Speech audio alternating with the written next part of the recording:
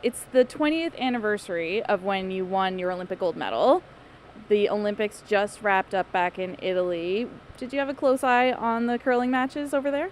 Yeah, I watched all the mixed doubles, the men's and the women's. I watched a lot of the Olympics. I'm an Olympics fan in general, but proud of the way Canada performed over there. Obviously, to get a gold and a bronze is a pretty good result. And yeah, look forward to seeing them come home with the medals. While you were at those Olympics in Turin, your mom was back here in St. John's battling cancer. What was that moment like for you when you'd won and you spoke with her on the phone? Yeah, that was a nice moment, but a tough moment for me. Obviously, I wanted her over there with me and with the rest of my family to experience what we were going through.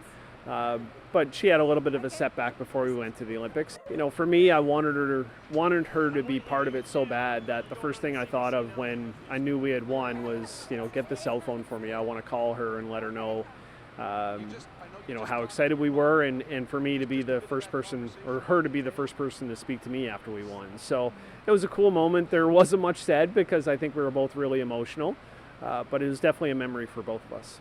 We are at the Remax Center here today. How have preparations been going so far?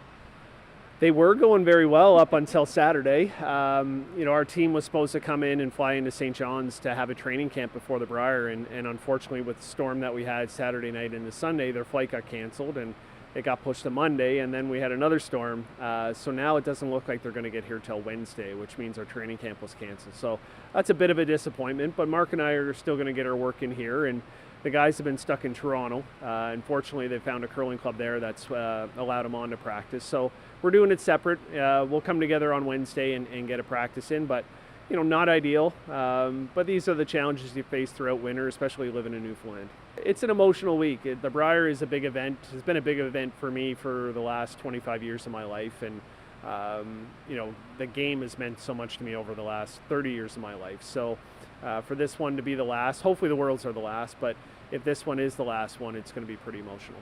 What was it like to win your first Brier here on home turf in St. John's? Yeah, it was pretty awesome. You're right. It kind of eluded us. We got to a lot of semifinals, finals, quarterfinals, but we just couldn't break through early in my career. And a lot of that was we played some really good teams. There was Randy Furby and Kevin Martin and Jeff Stoughton, Glenn Howard, and we just kept coming just a little bit short. And the funny thing is, probably the most difficult one for us to win was in 2017 because of the pressure that we felt. And I was coming off a pretty bad hip and groin injury and didn't really practice for 8 months. And so for it to happen with all those things going on and happen in St. John's, it was pretty amazing. But I love the Brier. It's been the most fun event for me over the last 25 years, and I look forward to this week each and every year. And also sad when it finishes up.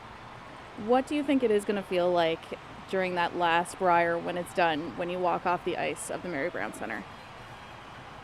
Oh, I think there's going to be a mix of emotions. I think there's going to be some relief that it's done and that the pressure is off. I think there's going to be some sadness. Like, this is going to be the last time I experience, a lot of these feelings and a lot of these emotions that, I felt during previous Briers that I love being a part of. And I think there's also going to be some joy that, it's been an incredible run. I'm going to feel a lot of emotions. And to be honest, I'm not sure how I'm going to react at the end of it. I think there's going to be a relief and joy and sadness all kind of mixed into one. And how that actually looks and how that feels, I'm not sure, because there's not too many events in people's lives where you feel all those emotions at the same time. What do you want to say to all of your fans out there? I would want to say thank you. Their support and their appreciation and how much they cheer for us. The reception that we get in each and every event that we go to is second to none. And I can tell you, it fills my heart. I get emotional thinking about it, and I'm certain I'll get emotional down at the Brier when they show their support for us before and after games, and probably during games. But it's made this journey so much better.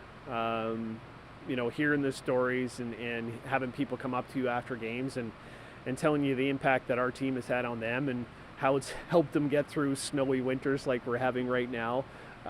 those are things that, fill your heart, make you feel pretty good. I've done this for myself and for my family, but obviously we've had a bigger effect than that, and it makes me feel pretty good, and not pretty good, really good, and kind of fills my heart. So I want to say thank you to all of them, and I'd love to be able to do more. I just don't know what else to say other than thank you, and very appreciative.